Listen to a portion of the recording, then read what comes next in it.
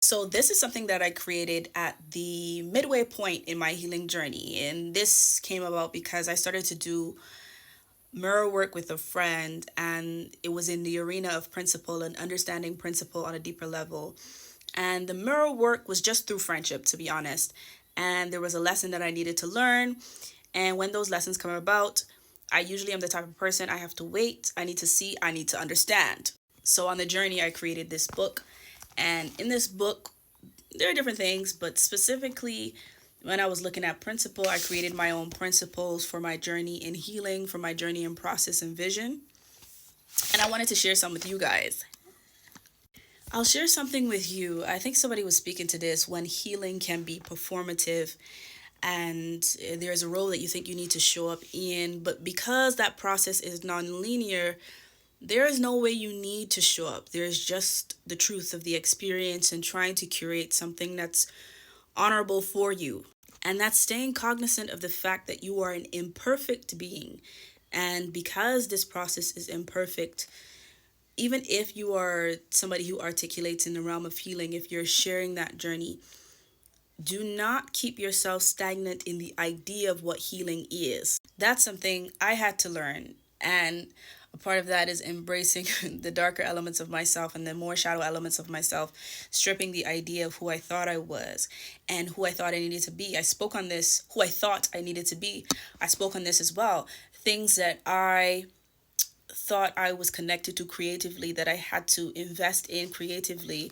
Suddenly I realized after I let go of this idea that I had about what healing was, about what my journey was, about what vision is, when I let it go, I realized, oh, I don't think that's for me. I don't think that's for me.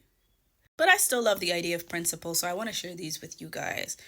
So I have the principle of engagement. I'll explain what these mean. The principle of engagement, the principle of recalibration, the principle of observation. I'm pretty sure I had other principles, but these are the three that I see here, and I'm going to share what those are. And this is back when I had a page on here. This is back when I had a page on TikTok a few years ago, and it was called Alchemist in Process. And I liked it because it was something that gave me stability through something that was very unsure. But then that all fell apart when it needed to fall apart. Things fall apart when they need to. And so that all fell apart. And I really got into the nitty gritty of who I was, the things that I was hiding from myself, the things that I had masked. Please, I can.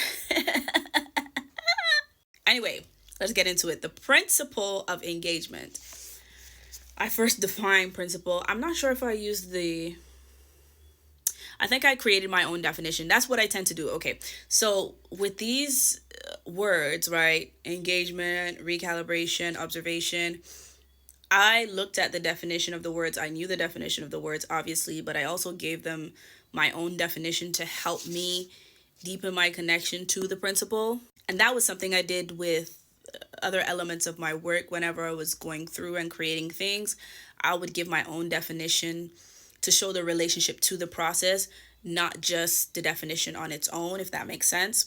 So, principle, a secure foundation in service of intentional growth. That is what I defined it as. And then engagement, the exchange or encouragement of a specific energy space. That is what I defined it as to me, right? That's not what the dictionary says. That's what Mer said.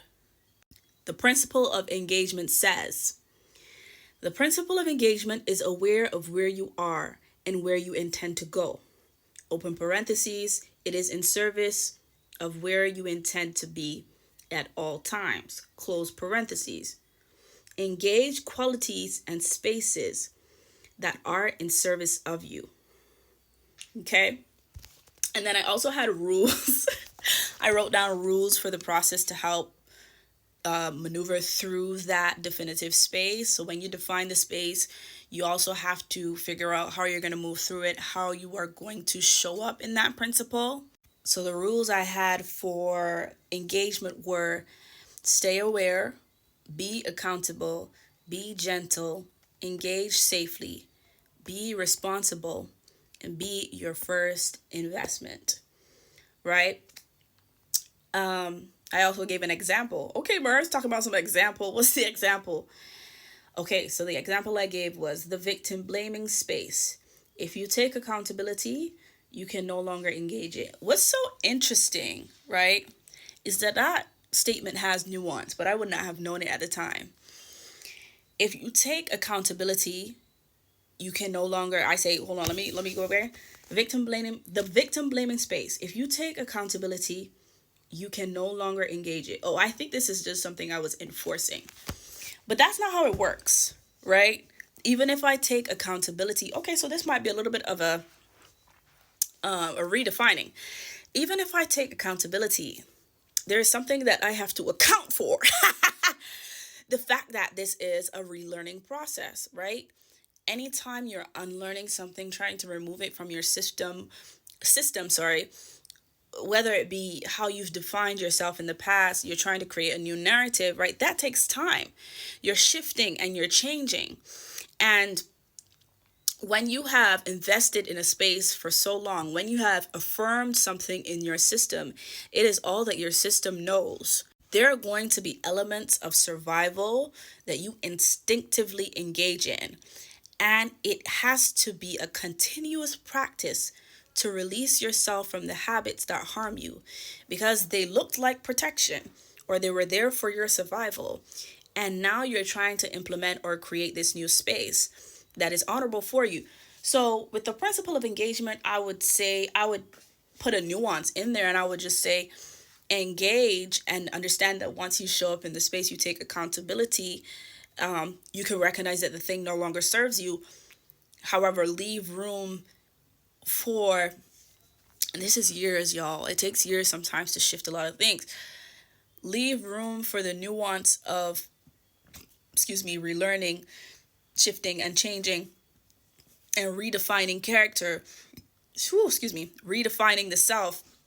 I would go further to say to love yourself throughout the process because this is all very clinical, the things that I've written down. And no shade, I'm not shading myself from the past.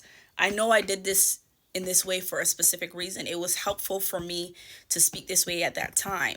And I'm never not fucking with myself. I never look back on the things that I've written or done and never not fuck with myself. Even if there are experiences that I have, and I'm like, cringing, Mers, why'd you do that? It was still me. It was still me. And that's the best. And that's what we got to say about it. It was Mers. It was Mers. The principle encourages you to engage with the energy that you want to be. Right? But you also have to leave room, like I mentioned before, for releasing the things that you are not. So you have to give that space time. That's what I would say about that. Now, another principle. Let's do one more. Okay, y'all. So the principle of observation. Let's get into it. The principle of observation requires you to observe action and thought for the purpose of acceptance. It must engage from a non-judgmental space. It also occurs to encourage awareness and it should be followed by changed behavior.